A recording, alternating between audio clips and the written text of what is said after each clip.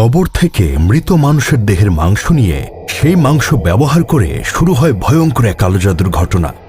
শুধুমাত্র পরকীয়ার একটি সম্পর্ক টিকিয়ে রাখতে না পারার জিদে একটি মেয়ে একজন কালো জাদুকরের কাছে যায় ছেলেটির পুরো পরিবারকে কালো জাদু করে ধ্বংস করে দিতে।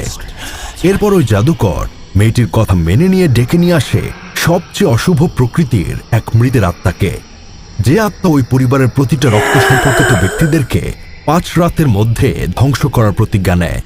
আর তারপরই শুরু হয় সেই বাড়িতে ভয়ঙ্কর সব ঘটনা, যে ঘটনাগুলো এতটাই ভয়ঙ্কর যে আপনি সহ্যই করতে পারবেন না। হরর মুভি দেখে যারা ভয় পান না তাদেরকে বলছি, এই মুভিটা গভীর রাতে ফাঁকা রুমে বসে একা দেখবেন, নইলে বাঁশঝাড়ে অথবা কবরস্থানে গিয়ে দেখবেন। এরপর মরে পড়ে থাকলে আমাকে কিছু বলতে পারবেন না। অবশ্য মৃতরা কখনো কথা বলে না। যাই হোক, মুভিটা সবাই নিজ দায়িত্বে দেখবেন, কারণ এই মুভিটা দেখার পর অনেকেই নাকি তাদের আশেপাশে অশরীরী আত্মা অথবা জিনের অস্তিত্ব টের পাচ্ছে। মুভিটাতে ভয়ানকভাবে কালো জাদু ব্যবহার করা হয়েছে, যেটা সম্পূর্ণভাবে ইসলাম ধর্মের শিরক, হারাম। তাই সবাই সাবধান, কারণ যারা কালো জাদু করে নিজেদের আত্মা শয়তানের কাছে বিক্রি করে দেয়, মৃত্যুর পর তাদের জায়গা হয় জাহান্নামের সবচেয়ে ভয়ঙ্কর জায়গা সিজ্জিনে, যেখান থেকে আত্মা আর কখনোই মুক্তি পায় না। তো বন্ধুরা, চলো তাহলে আর বেশি কথা না বাড়িয়ে শুরু করা যাক আমাদের আজকের ভূতান্ত ভিডিও। তো সিনেমার শুরুতে আমরা ইমরা ও উলান নামে দুজন বোনকে দেখতে পাই, যারা ইস্কান নামে একজন জাদুকরের বাড়িতে এসেছে, যে অর্থের বিনিময়ে লোকেদের বিভিন্ন প্রয়োজনে কালা জাদু করে দেয়। পরিবেশ থমথমে দেখে উলান তখন ইমরাকে বলে, এখানে আসাটা আমাদের উচিত হয়নি, চলো আমরা চলে যাই। ইমরা রাজি না হলে তাদের কাছে তখন একজন মহিলা আসে, যে এতক্ষণ ধরে লুকিয়ে থেকে তাদেরকে দেখছিল। মহিলাটি তাদের দুবোনকে ওড়না দিয়ে বলে ভালো করে মাথার চুল ঢেকে রাখতে, আর তারপর সে তাদেরকে সাথে নিয়ে চলে আসে ইকসানের কাছে, যে ছিল ভয়ঙ্কর একজন জাদুকর। ইকসান ইমরাকে জিজ্ঞেস করে, তুমি কেন এসেছো আমার কাছে? জবাবে ইরমা বলে সে তার খালাতো ভাই গাংলাকে খুব ভালোবাসে, তাই সে জানতে চায় গাংলায়ের সাথে তার কখনো বিয়ে হবে কিনা। ইরমা তারপর ইকসানকে অনেকগুলো টাকা দিলে ইকসান তখন কিছু মন্ত্র পড়ে আর বলে, তোমার প্রশ্নের উত্তর তোমার বোন দিবে। তখন দেখা যায় ইমরার বোন উলানের উপর একটা জিন আসর করে, আর সেই জিন বলতে থাকে, স্বামী হিসেবে গাংলা তোমার জন্য মোটেও ভালো নয়, তোমাকে গাংলায়ের পথ থেকে সরে আসতে হবে। যদি তুমি তা না করো তাহলে এই ছেলে তোমার মৃত্যুর কারণ হবে। এরপর মুভির সিন চলে আসে 12 বছর পরে গাংলাদের বাড়িতে। গাংলা এখন বিবাহিত। গাংলার মা গাংলাকে নিশা নামের একজন মেয়ের সাথে বিয়ে করিয়ে দিয়েছে, আর গাংলার সোফিয়া নামে একজন মেয়েও আছে, তবে সোফিয়া চোখে দেখতে পায় না। ইরমারা আজ এসেছে গাংলার বাড়িতে সোফিয়ার জন্মদিন সেলিব্রেট করতে। এখানে আসার পর গাংলার স্ত্রী নিশা হাসি মুখে ইরমাদের স্বাগত জানায়। এরপর তারা চলে আসে গাংলার মাকে দেখতে, যে কিনা আজ অনেক বছর হলো অসুস্থ হয়ে বিছানায় পড়ে রয়েছে। এদিকে ইরমা চলে আসে গাংলার কাছে, আর তার চালচলনে বুঝাই যাচ্ছিল সে পারে না গাংলাকে এখানেই কিছু একটা করে ফেলে। তো তারপর সে গাংলাকে নিয়ে চলে আসে সোফিয়ার জন্মদিনের কেক কাটতে। জন্মদিন সেলিব্রেট করা হয়ে গেলে সবাই চলে আসে গাংলার মায়ের রুমে তার অসুস্থতা নিয়ে হাউ হুতাশ করতে। আর ইরমা তখন এই সুযোগে গাংলাকে একা একা বারান্দায় দাঁড়িয়ে থাকতে দেখে সে চলে আসে গাংলার সাথে ঘষাঘষি করতে। যা দেখে আমরা এটা বুঝতে পারি, সেই জাদুকরের নিষেধ থাকা সত্ত্বেও ইরমা গাংলার থেকে নিজেকে দূরে সরায়নি, বরং গাংলার বিয়ের এত বছর পরেও তাদের মধ্যে গোপন সম্পর্ক রয়েছে, যার কারণে ইরমা এখন গর্ভবতী। কারণ গাংলা ইরমাকে কথা দিয়েছিল সে নিশাকে নয়, ইরমাকেই ভালোবাসে, আর যতদিন সে বেঁচে থাকবে ইরমার সাথে সে জেনা ব্যভিচার চালিয়ে যাবে। কিন্তু ইরমার দেহে সব মধু খাওয়া শেষ হয়ে যাওয়ায় গাংলা ইদানিং ইরমাকে এড়িয়ে চলে। ইরমা তাকে বারবার ফোন করলেও গাংলা কোনো রেসপন্স করে না। ইরমাতেই রেগে গিয়ে চলে আসে গাংলায়ের দোকানে, যেটা গাংলায়ের একটা কষাইখানা ছিল। ইরমা এখানে এসে গাংলাকে বলে তার গর্ভের বাচ্চার স্বীকৃতি দিতে, নইলে সে আজ বাজারের মধ্যে সবার সামনে চিৎকার করে তাদের গোপন সম্পর্ক ফাঁস করে দিবে।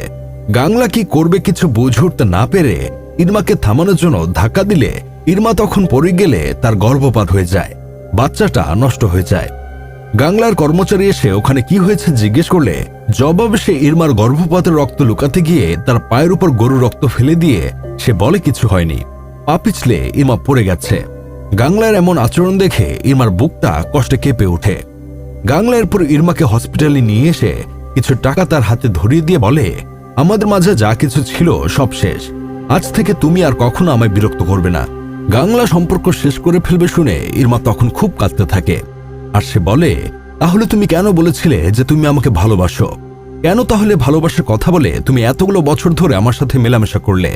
একদিকে গর্ভের সন্তান নষ্ট হলো, আরেকদিকে গাংলা তাদের এতদিনের সম্পর্কটাও শেষ করে দিল।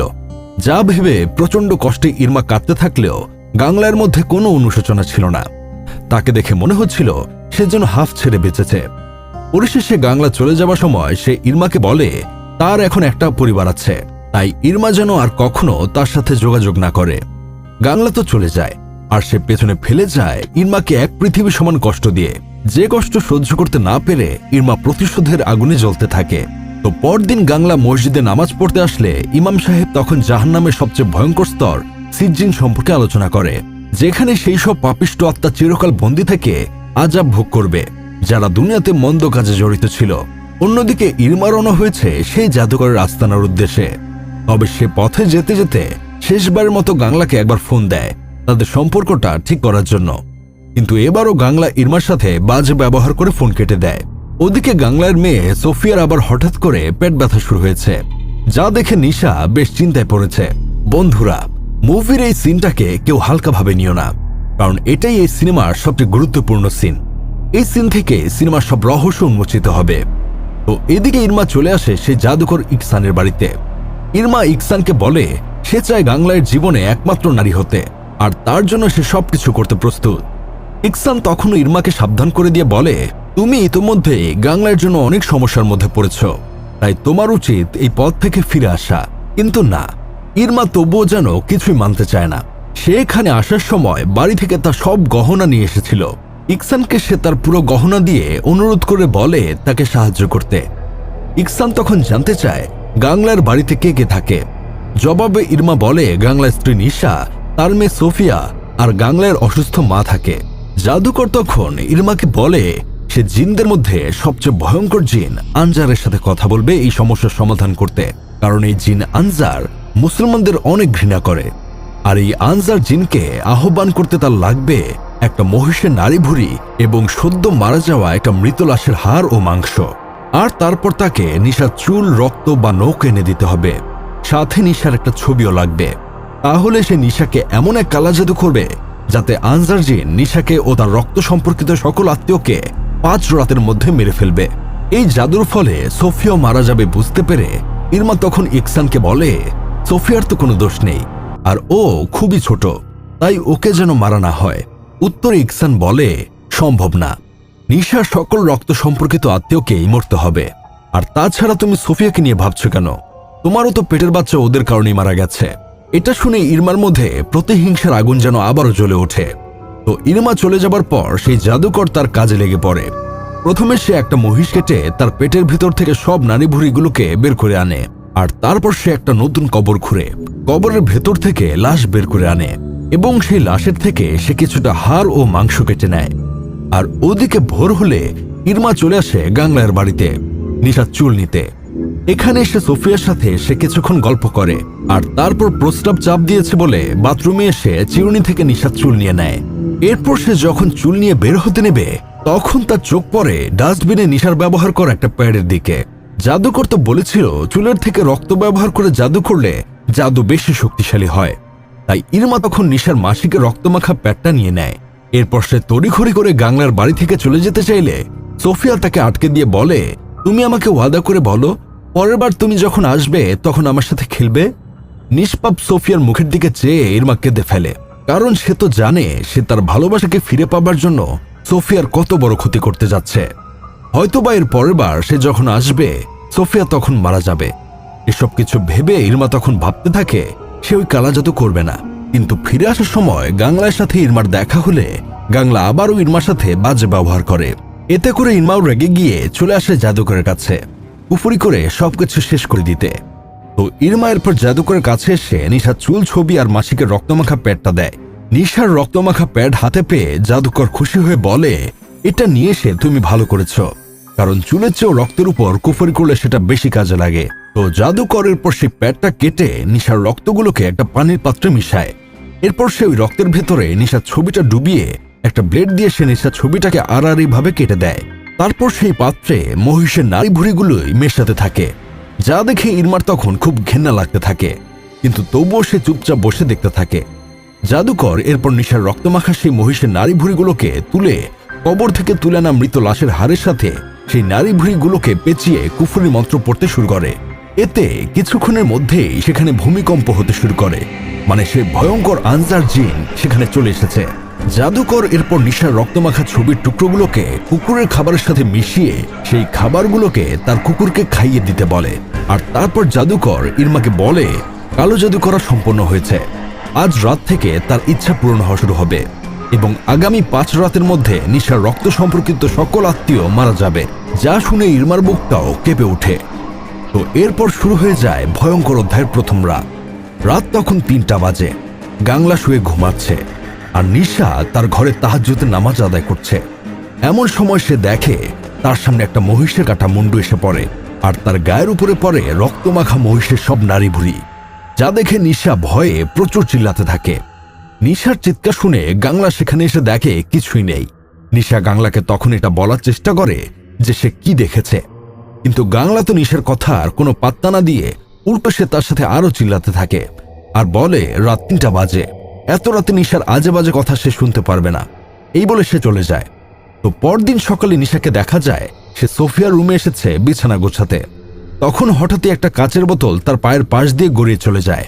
বোতলটাকে তোলার জন্য নিশা যখন নিচু হয়, তখন সে খাটের নিচে সোফিয়ার একটা পুতুল দেখতে পায়, যে পুতুলটা সোফিয়াকে তার জন্মদিনে ইরমা উপহার দিয়েছিল।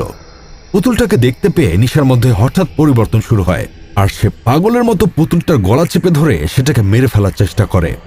এরপর সেই পুতুলটার চুলগুলো কাটতে থাকে, সাথে সে তার নিজের মাথার চুলও কেটে ফেলে, আর তারপর সেগুলো সে খাওয়ার চেষ্টা করে। এতে নিশা তখন সেখানে বমি করে। তো এরপর চলে আসে দ্বিতীয় রাত। ইরমাকে দেখা যাচ্ছে সে গাংলার বাড়ির আশেপাশে প্রেতাত্মার মতো ঘুরে বেড়াচ্ছে। গাংলাও কিছুক্ষণ পর তার বাড়িতে আসে। নিশা গাংলাকে বলে তাদের বাড়িতে সে অদৃশ্য কোনো কিছুর উপস্থিতি টের পাচ্ছে, যা শুনে গাংলা তখন রেগে গিয়ে বলে তোমার এসব ফালতু কথা আমি পরে শুনবো। এই বলে সে চলে যায়। এদিকে ইরমা আজ 1 রাত পরে তার বাড়ি ফিরেছে, যা দেখে ইরমার মা তাকে বলে এভাবে রাত দুপুরে তুমি বাড়ির বাইরে থাকলে প্রতিবেশীরা নানা ধরনের কথা বলবে। ইরমা তার মায়ের কথায় পাত্তা না দিয়ে সে তার রুমে চলে আসে। রুমে আসলে ইরমার বোন উলান তাকে বলে আলমারিতে রাখা কোনো গহনা সে খুঁজে পাচ্ছে না। সব গহনা নিয়ে তুমি নিশ্চয়ই সেই জাদুকরকে দিয়ে এসেছ গাংলাকে বশ করতে। সে ইরমাকে আরো বলে তুমি এতটা পাষাণ হলে কিভাবে? তুমি কি আমাদের পরিবারের কথা একটিবারও চিন্তা করবে না?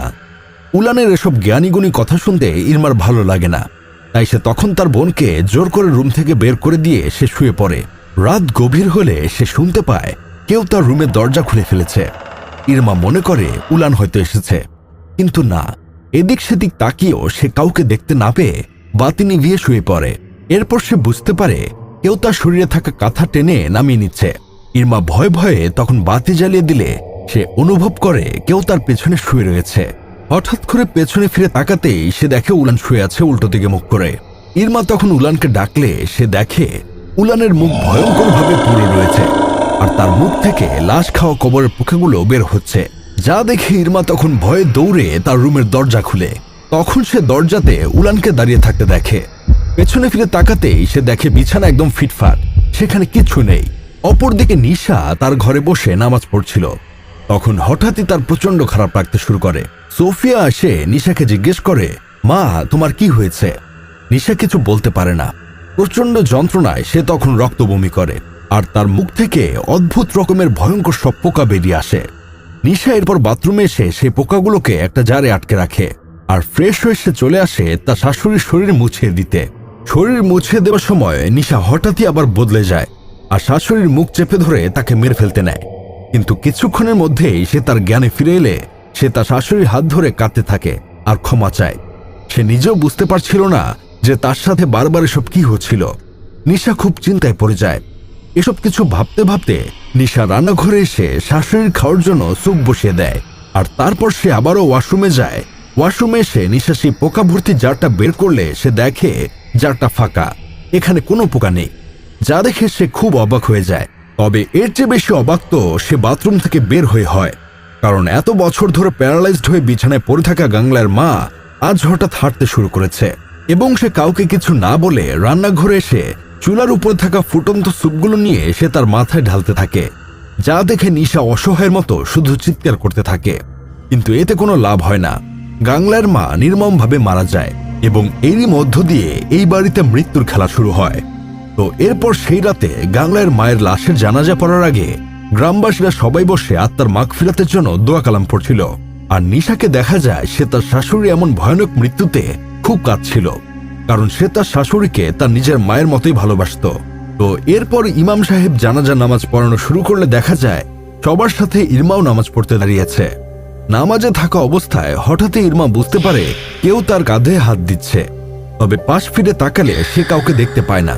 কিন্তু আমরা দেখতে পাই অপর পাশ থেকে নিশা তার দিকে তাকিয়ে ভয়ঙ্কর ভাবে হাসছিল। তো নামাজের সালাম ফিরানো শেষ হলে দেখা যায় নিশা লাশের সামনে দাঁড়িয়ে অদ্ভুতভাবে সবাইকে সালাম দিচ্ছে, আর লাশের খাটিয়া ধরে সেটাকে উল্টো করে ছুঁড়ে ফেলে দিয়ে হাসতে থাকে। ইমাম সাহেব বুঝতে পারে নিশার উপরে কোনো শয়তান জিন ভর করেছে, তাই সে নিশার কাছে এসে বলে তার শরীর ছেড়ে চলে যেতে। জবাবে নিশার মধ্যে থাকা শয়তান বলে ওঠে, তুই কে রে, তোর কথায় আমাকে চলে যেতে হবে? ইমাম বলে, আমি আল্লাহর বান্দা, যদি তুই এই শরীর ছেড়ে চলে না যাস তাহলে আমি তোকে অনেক যন্ত্রণা দেব। যা শুনে শয়তানটা তখন খুশিতে হাসতে থাকে। ইমাম সাহেব বুঝতে পারে এটা দুষ্টু জিন, দোয়া কালাম না পড়লে যাবে না, তাই সে তখন নিশাকে ঝাড়ফুঁক করে। সেই জিনটাও তখন ভদ্রতার খাতিরে সাময়িক সময়ের জন্য নিশাকে ছেড়ে দেয়, যা দেখে ইরমার মোটেও ভালো লাগছিল না, কারণ সে তার এত সোনা গয়না ইনভেস্ট করেছে তো আর ছেড়ে যাওয়ার জন্য না। যাই হোক, ইমাম সাহেব এরপর বাংলাকে বলে নিশার উপরে কোনো খারাপ জিন আছর করেছে, তাই আমাদেরকে দ্রুত সেই জিন ছাড়াতে হবে। তবে এর আগে আমাদেরকে তোমার মায়ের লাশ দাফন করতে হবে। তো এর পরের রাতে ঘুমাতে যাওয়ার সময় গাংলার মনে হয় নিচতলায় অনেকগুলো মানুষ মিলে একসাথে জিকির করছে। গাংলা সেটা দেখতে আসলে দেখে তার মেয়ে সোফিয়াকে কাফন দিয়ে পেঁচিয়ে রেখে তার চারপাশে অনেকগুলো আত্মা বসে কি যেন সব বিড়বিড় করে বলছে। চোখের সামনে এমন ভয়ানক দৃশ্য দেখে গাংলা ভয় পা পিছলে তখন সিঁড়ি থেকে নিচে পড়ে অজ্ঞান হয়ে যায়। আর যখন তার জ্ঞান ফেরে তখন সে নিজেকেই একটা কাফনে পেঁচানো অবস্থায় দেখতে পায়, আর তার চারিপাশে বসে সব আত্মারা হুক্কা হুয়া করতে থাকে। তখন একজন আত্মা তার কাছে এগিয়ে এসে বলে, তুই কি ভেবেছিস আমরা জানি না যে তুই ইরমার সাথে কি কি করেছিস? এতে গাংলা আরো বেশি ভয় পেয়ে যায়। তখন সোফিয়ার ডাকে গাংলার জ্ঞান ফেরে, আর সে তার পাশে সোফিয়াকে দেখতে পেয়ে যেন স্বস্তি নিঃশ্বাস নেয়। আর এভাবে করেই কেটে যায় তৃতীয় রাত। তো পরদিন সকাল হলে গাংলা চলে আসে মসজিদে ইমাম সাহেবের সাথে কথা বলতে। ইমাম সাহেব বলে, নিশার মধ্যে যে জিনটা আসর করেছে এরকম খারাপ জিন মূলত কালো জাদুর মাধ্যমেই মানুষের শরীরে চালান করানো হয়। তবে তুমি কোনো চিন্তা করো না, আমি আমার সাধ্যমতো চেষ্টা করব নিশাকে সুস্থ করে তুলতে। আপাতত তুমি তাবিজ ভেজানো পানিটা নিয়ে যাও, নিশার উপর আবারও সেই জিন আসর করলে এটা দিয়ে তুমি তার মুখ মুছে দেবে। তো অন্যদিকে নিশাকে আমরা দেখি সে রান্নাঘরে এসেছে কাজ করতে। তখন হঠাৎই বাথরুম থেকে সে কিছু একটা আওয়াজ শুনতে পেয়ে সেখানে গেলে সে দেখে গাংলার মৃত মা বাথরুমের কমোডে থাকা মাল মশলা খাচ্ছে। নিশাকে দেখতে পেয়ে আদর করে নিশাকে সে ওসব কিছু খাওয়াতে এগিয়ে আসে। ভয়ে তখন নিশা চিৎকার করে ওঠে। এমন সময় গাংলাও বাড়ি ফিরে আসে, আর সে নিশার এমন অবস্থা দেখে সে নিজেও খুব ভেঙে পড়ে। নিশাকে শান্ত করে গাংলা তখন সেই পড়া পানি দিয়ে নিশা শরীর মুছিয়ে দিতে চায়, কিন্তু পানি দেখে নিশা তখন বেশ ছুটাছুটি করতে নিলে গাংলা তখন অনেকটা জোর করেই নিশার শরীর মুছিয়ে দেয়। এতে নিশা শান্ত হয়ে শুয়ে পড়লে গাংলা তখন আয়াতুল কুরসির ক্যাসেট চালিয়ে দিয়ে সেখান থেকে চলে যায়। তবে আমরা দেখি গাংলা চলে যাওয়া মাত্রই আয়াতুল কুরসির ক্যাসেট বন্ধ হয়ে যায়। নিশা এক ভয়ঙ্কর রূপ নিয়ে সেখানে বসে আছে। তো এরপর চলে আসে চতুর্থ রাত। ইরমার মা তখন বাড়িতে একা ছিল। এই রাতে দেখা যায় আজ হামলা শুরু হয়েছে ইরমাদের বাড়িতে। ইরমার মা পাগলের মতো রান্নাঘরে সব কাঁচের জিনিসপত্রগুলো ভাঙতে থাকে, আর তারপর সে ওই ভাঙা কাঁচের টুকরোগুলো তুলে নিয়ে সেগুলোকেই গিলে খেতে থাকে। এতে করে গলা ফুটো হয়ে কাঁচের টুকরোগুলো বেরিয়ে আসে, আর প্রচন্ড যন্ত্রণা পেয়ে ইরমার মা এখানেই মারা যায়। বাড়ি ফিরে এসে ইরমা আর তার বোন যখন দেখে তাদের মা এমন ভয়ানকভাবে মরে পড়ে আছে, ইরমা তখন বুঝতে পারে কালো জাদু করতে গিয়ে তাদের অবশ্যই কোনো একটা ভুল হয়েছে, আর তাই যাদের মরার কথা তারা মারা না গিয়ে উল্টো ইরমারই রক্ত সম্পর্কিত সকল আত্মীয়রা মারা যাচ্ছে। ইরমা বুঝতে পারে অন্যের ক্ষতি করতে গিয়ে হয়তো সে তার নিজেরই বড্ড ক্ষতি করে ফেলেছে। তাই সে তার মায়ের দাফন কাফনের পরে কাঁদতে কাঁদতে উলানকে জড়িয়ে ধরে বলে, এসব কিছুর জন্য আমিই দায়ী। উলান আশ্চর্য হয়ে তাকে জিজ্ঞেস করে, কি করেছো তুমি?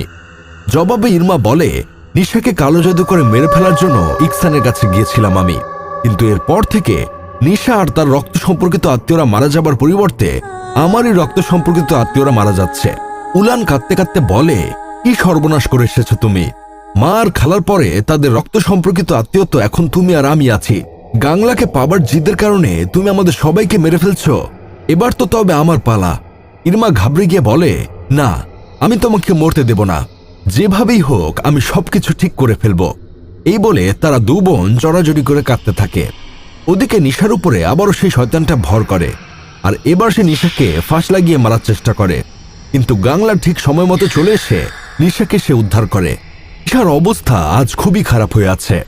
ইমাম সাহেব নিশাকে তাই দেখতে এসেছে। নিশাকে দেখে ইমাম সাহেব গাংলাকে বলে, যেভাবেই হোক নিশাকে সেই জিনের আসর থেকে আজ মুক্ত করতেই হবে। সন্ধ্যার পরে নিশাকে নিয়ে তুমি মসজিদের পেছনের হলরুমে চলে আসবে, সেখানেই আজ নিশার উপরে আসর করা জিনকে বধ করব আমরা। এই বলে ইমাম সাহেব চলে গেলে ইরমা তখন উলানকে সাথে নিয়ে চলে আসে গাংলার বাড়িতে। গাংলা তো ইরমাকে দেখেই বিরক্ত হয়, কিন্তু ইরমা তখন গাংলার কাছে মাফ চায়, আর সে গাংলার কাছে সব সত্যি কথা বলে দেয়। গাংলা যখন বুঝতে পারে নিশার উপর আসর করা জিনকে ইরমা পাঠিয়েছে, গাংলা তখন প্রচুর রেগে যায়। গাংলার রাগ দেখে ইরমাও তখন বলে, তুমি কি মনে করো এসব কিছুর জন্য শুধু আমি একা দায়ী? ইরমা গাংলার গাল পালিশ করে দিয়ে বলে, হারামজাদা, তুই আমাকে মিথ্যা আশ্বাস দিয়ে 15 বছর ধরে ফাও খাইছিস, তাই প্রতিশোধ নেওয়ার জন্যই আমি বাধ্য হয়ে সবকিছু করেছি। তো এরপর চলে আসে পঞ্চম মানে শেষ রাত। ইরমা তার কাছে থাকা অবশিষ্ট সোনার গহনাটুকু গুছিয়ে নিয়ে উলানের কাছে এসে বলে, উলান, দ্রুত চলো, আমাদেরকে এখনই সেই জাদুকরের কাছে যেতে হবে, নইলে আমাদেরও মারা যেতে হবে।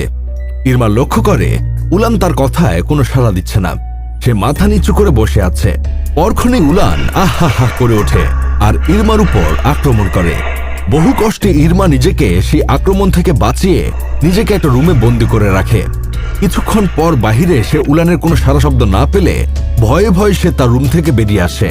উলান আবারও তখন ইরমার উপর আক্রমণ করে। ইরমা বাঁচার জন্য একটা মাঠের দিকে দৌড়াতে থাকে। ইরমা একটা পাথর তুলে নিয়ে উলানকে আঘাত করতে নিলে সে দেখে উলান তো পুরো স্বাভাবিক হয়ে গেছে। ইরমা তার হাতের পাথরটি ফেলে দিলে উলানের মধ্যে আবারও সে জিন আসর করে, আর সে ইরমাকে বলে, উলান এখনই মারা যাবে। এই বলে সে লাফিয়ে লাফিয়ে গাছে উঠে। নিচ থেকে ইরমা উলানকে তখন লাফ না দেওয়ার জন্য খুব অনুরোধ করে, কিন্তু কোনো লাভ হয় না। শয়তানটা উলানকে গাছ থেকে ফেলে দিয়ে নৃশংসভাবে হত্যা করে। উলানের লাশ জড়িয়ে ধরে ইরমা তখন খুব কাঁদতে থাকে। তো অন্যদিকে নিশাকে তৈরি করা হচ্ছে মসজিদে নেবার জন্য। আজ তার জিন ছাড়ানো হবে। এখানে আনার পর ইমাম সাহেব নিশার গায়ে পবিত্র পানি ছেটালে নিশার উপরে আসর করা জিন তখন ক্ষেপে গিয়ে সেই পানি ফেলে দিয়ে ইমামের উপর আক্রমণ করতে নেয়। অন্যদিকে ইরমা রওনা হয়েছে সেই জাদুকরের উদ্দেশ্যে। জাদুকরের বাড়িতে আসলে তার সহকারী মহিলা তখন জানায় ইকসান বাড়িতে নেই। ইরমা তখন সেই মহিলাকে জানায় তার সাথে সবকিছু উল্টাপাল্টা হচ্ছে কেন, নিশার বদলে তার মা খালা বোন মারা গেল কেন।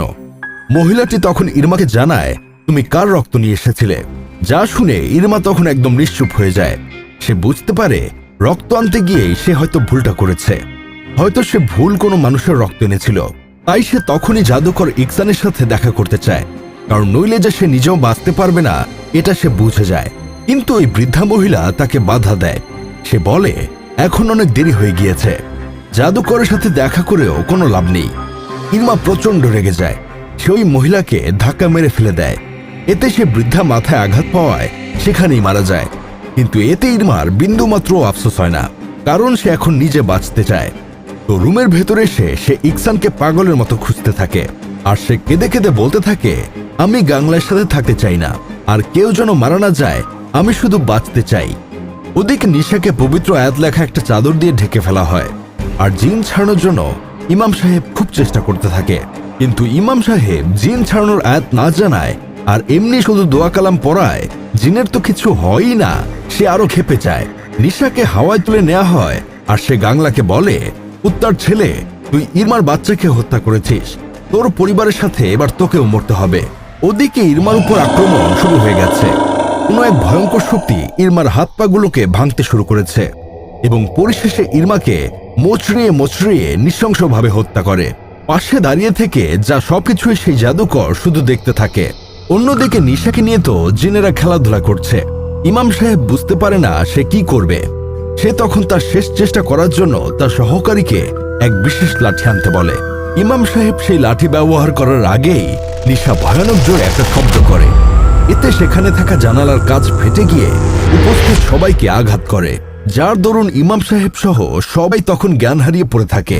কিছুক্ষণ পর গাংলায়ের জ্ঞান ফিরে সে দেখে নিশা তার দিকে একটু একটু করে এগিয়ে আসছে। নিশা গাংলায়ের গলা চেপে ধরে বলে, লুচ্চা, তোরে আজকে খাইছি। গাংলায়ের তো মরার দশা।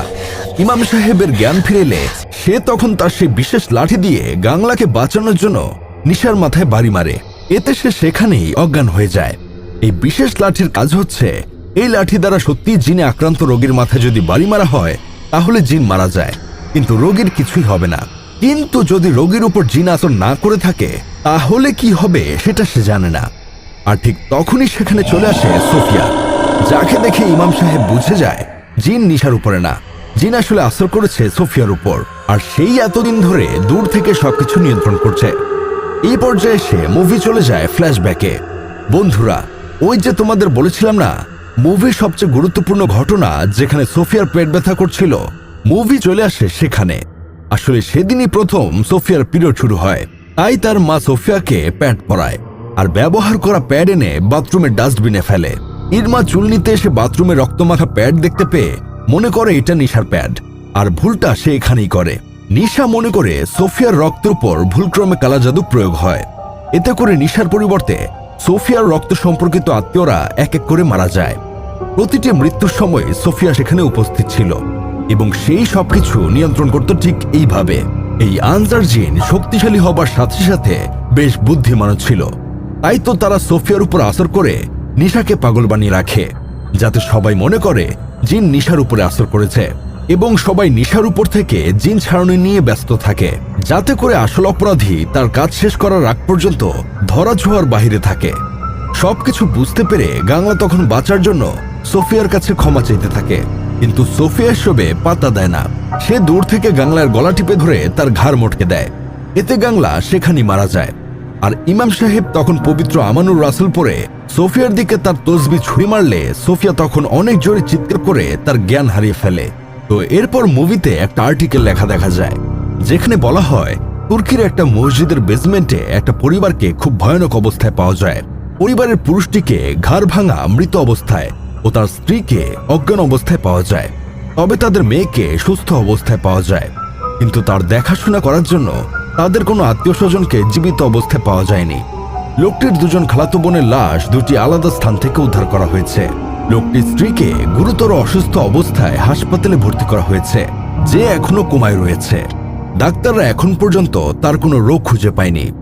তো মুভির শেষ সিনে হসপিটালের বেডে অসুস্থ অবস্থায় নিশাকে পড়ে থাকতে দেখা যায়, আর সোফিয়া তখন সেখানে আসলে তাকে দেখে নিশাকে ছটফট করতে দেখা যায়, কিন্তু সোফিয়া নিশাকে শান্ত হয়ে শুয়ে থাকতে বলে। এতে আমরা এটা বুঝতে পারি সোফিয়ার উপরে সেই আনজার জিনের আসর এখনো রয়েছে। এবং এই সিনটার মধ্য দিয়ে সত্য ঘটনা নিয়ে নির্মিত এই মুভিটা এখানেই শেষ হয়ে যায়।